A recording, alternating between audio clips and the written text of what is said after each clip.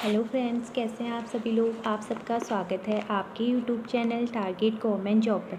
तो फ्रेंड्स, हम लोगों ने कल वर्णमाला वाला लेसन पढ़ा था और मुझे उम्मीद है आपने वो लेसन अच्छे से कंप्लीट कर लिया होगा।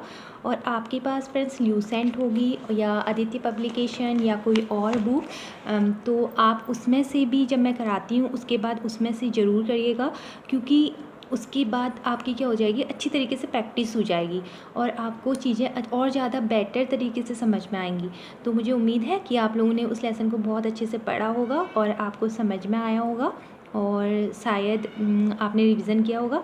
बट फ्रेंड्स, मैंने जैसे कि बताया था आपको कि हमारा वो जो लेसन है वो कल कंप्लीट हो गया था, तो आज हम उसके MCQs करेंगे। तो उसी MCQs को अभी हम करते हैं। चलो हम स्टार्ट करते हैं और आप कमेंट बॉक्स में बताइएगा ज़रूर आपके कितने नंबर आए। तो पहला क्वेश्चन है, हिंदी में मूलतः वर्णों की संख्या कितनी है। तो ऑप्शन है A 50, B 51, C 52 या D 53। तो इसका सही ऑप्शन है ऑप्शन C 52। नेक्स्ट क्वेश्चन है, छ ध्वनि किसके अंतर्गत आती है। ऑप्शन है मूल स्वर, घोष वर्ण, संयुक्त वर्ण, तालव्य, तालव्य। तो इसका सही ऑप्शन है, आपको मैंने कल बताया था कि छ जो होता है वो किस में आता है। इसका सही ऑप्शन है ऑप्शन C संयुक्त वर्ण। नेक्स्ट क्वेश्चन है, हिंदी शब्दकोश में छ का क्रम किस वर्ण के बाद आता है। तो छ का क्रम पूछ रहा है, ठीक है। आपको कल मैंने पढ़ाया था जो छ होता है वो किसके बाद आता है, किस किस से मिलके बना होता है, किस किस से मिले बन के बना होता है। तो वो बना होता है आपका क प्लस सौ। तो क प्लस सौ से मिलके क्या बनता है, छ। तो ये जो है ऑप्शन ए इसका सही ऑप्शन है। नेक्स्ट क्वेश्चन है, ज्ञ वर्ण किन वर्णों के संयोग से बना है। ऑप्शन ए जौ प्लस यौ, ऑप्शन बी जौ प्लस यौ, ऑप्शन सी जौ प्लस ध या ऑप्शन डी जौ प्लस यौ। तो इसका सही ऑप्शन है ऑप्शन बी जौ प्लस यौ। जौ में भी आपको याद रखना है, जौ में अगर नीचे से हलंत होगा और फिर यौ होगा, वही क्या होगा, ज्ञ वर्ण बनता है। जौ प्लस यौ से मीन्स हलंत वाला जौ होना चाहिए, ये भी आपको ध्यान रखना है। नेक्स्ट क्वेश्चन है, अघोष वर्ण कौन सा है। तो इसमें से बताना है आपको अघोष वर्ण कौन सा है, औ या ऑप्शन बी जौ, ऑप्शन सी हौ या ऑप्शन डी सौ। तो मैंने आपको बताया था कल, जो स्पर्श व्यंजन होते हैं उसमें हर वर्ग का पहला और दूसरा वर्ग जो होता है वो क्या होते हैं, अघोष होते हैं। तो आप इसमें से बताइएगा कौन सा अघोष है। ऑप्शन ए ओ या बी जौ या सी हो या डी सौ। आपको पता है कि ओ जो है, ऑप्शन ए जो ओ है, ओ जो है स्वर है ना। तो मैंने आपको बताया था कि सारे स्वर, जितने भी स्वर होते हैं वो क्या होते हैं, सघोष होते हैं, ना कि अघोष। अब जौ जो है, देखो जौ कौन से वर्ग में आता है, क चौ आ रहा है ना, चौ के बाद छ, जौ, चौ छ जौ। तो जौ जो है ये तीसरे वर्ग में आ रहा है, तो जौ भी नहीं होगा। और हौ मैंने आपको कल पढ़ाए थे कि जो ऊष्म व्यंजन होते हैं श श ह, उसमें से जो 3 सौ होते हैं वो अघोष होते हैं और हौ जो होता है एक हौ जो बचता है उसमें वो सघोष होता है। तो ये आपको याद होना चाहिए। तो ऑप्शन डी जो है इसमें क्या है, सही ऑप्शन है। 100 जो है इसमें आपका सही ऑप्शन है, ठीक है, ऑप्शन डी। नेक्स्ट क्वेश्चन है, घ का उच्चारण स्थान कौन सा है। ऑप्शन ए मुर्दा, ऑप्शन बी कंठ, ऑप्शन सी तालु या ऑप्शन डी दंत। तो आपको बताना है। अगर जिसने कल ध्यान से पढ़ा होगा तो उसे याद होगा, जो पहला वर्ग है क वर्ग के सारे वर्ण क्या होते हैं, कंठ के होते हैं, मतलब कंठ से बोले जाते हैं। जैसे क ख ग घ अंग, ये सारे के सारे क्या होते हैं, कंठ होते हैं। क वर्ग पूरा का पूरा कंठ होता है। तो आपको ये याद रखना है। तो इसका सही ऑप्शन है ऑप्शन बी कंठ। नेक्स्ट क्वेश्चन है, इसमें संयुक्त व्यंजन कौन सा है? ऑप्शन ए ढ, ऑप्शन बी ज्ञ, ऑप्शन सी अंग, ऑप्शन डी डॉ। तो इसका सही ऑप्शन है ऑप्शन बी ज्ञ। आपको पता है कि ज्ञ जो होता है क्या होता है, ये संयुक्त व्यंजन होते हैं। और ज्ञ किस किस से मिलके बना होता है? ज्ञ बना होता है जौ प्लस यौ से मिलके। तो क्वेश्चन ये भी बनता है। नेक्स्ट क्वेश्चन है, भाषा की सबसे छोटी इकाई है। तो भाषा की सबसे छोटी इकाई क्या होती है? ए शब्द, बी व्यंजन, सी स्वर या डी वर्ण। तो इसका सही उदाहरण है आपका ऑप्शन है ऑप्शन डी वर्ण। वर्ण या ध्वनि, ये क्या होती है? भाषा की सबसे छोटी इकाई होती है, कल आपने पढ़ा था। नेक्स्ट क्वेश्चन है, वर्णमाला कहते हैं ऑप्शन ए शब्दों को, ऑप्शन बी वर्णों के संकलन को, ऑप्शन सी शब्द गणना को, ऑप्शन डी वर्णों के व्यवस्थित समूह को। इसका सही ऑप्शन है ऑप्शन डी वर्णों के व्यवस्थित समूह को।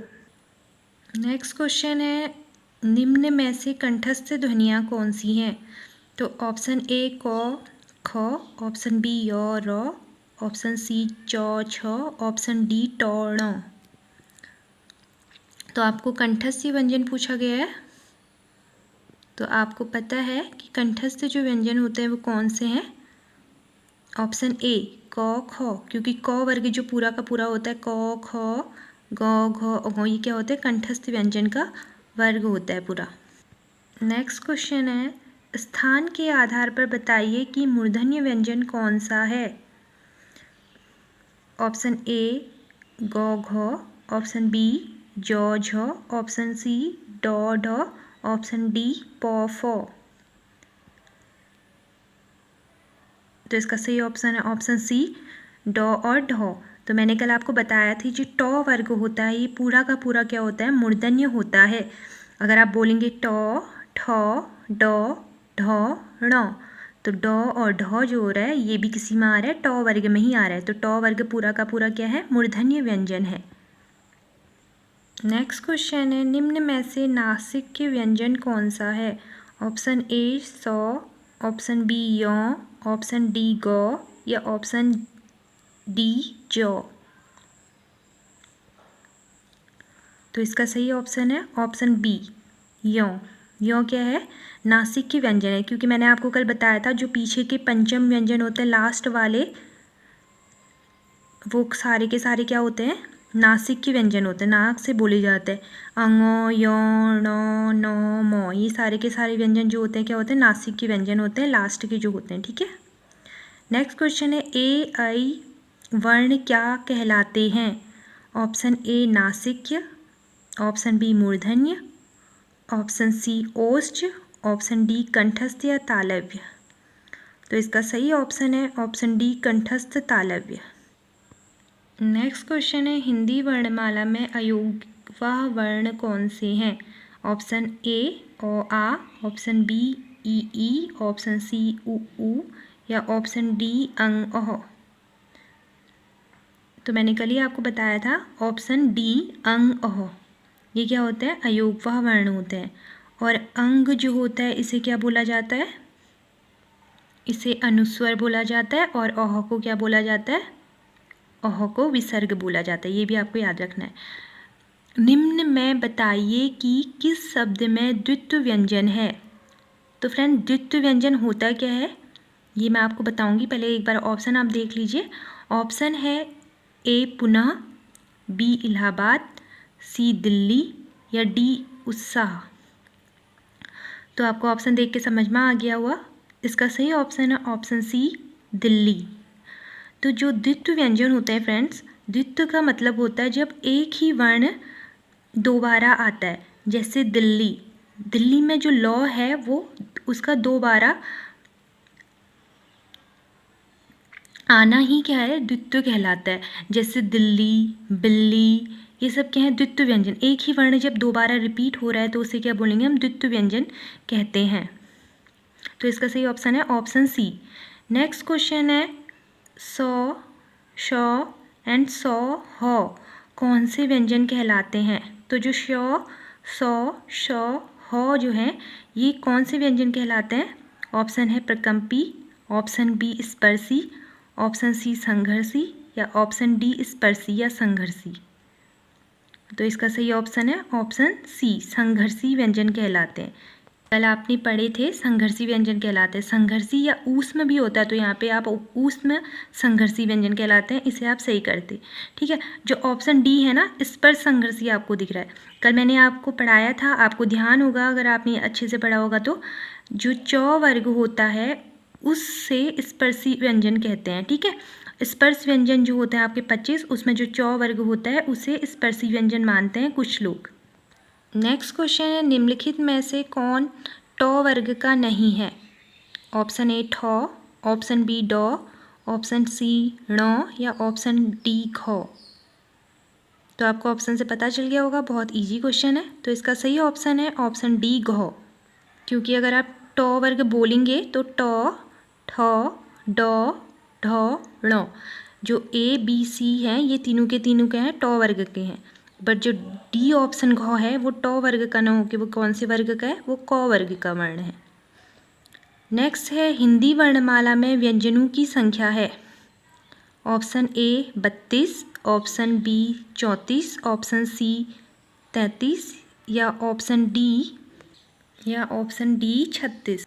तो इसका सही ऑप्शन है ऑप्शन सी 33। तो फ्रेंड्स मुझे उम्मीद है आप लोग को क्लास पसंद आई होंगी और आप कमेंट बॉक्स में बताइएगा ज़रूर कि आपके कितने क्वेश्चन सही हुए। तो आज की क्लास यहीं पे फिनिश होती है। Thank you so much.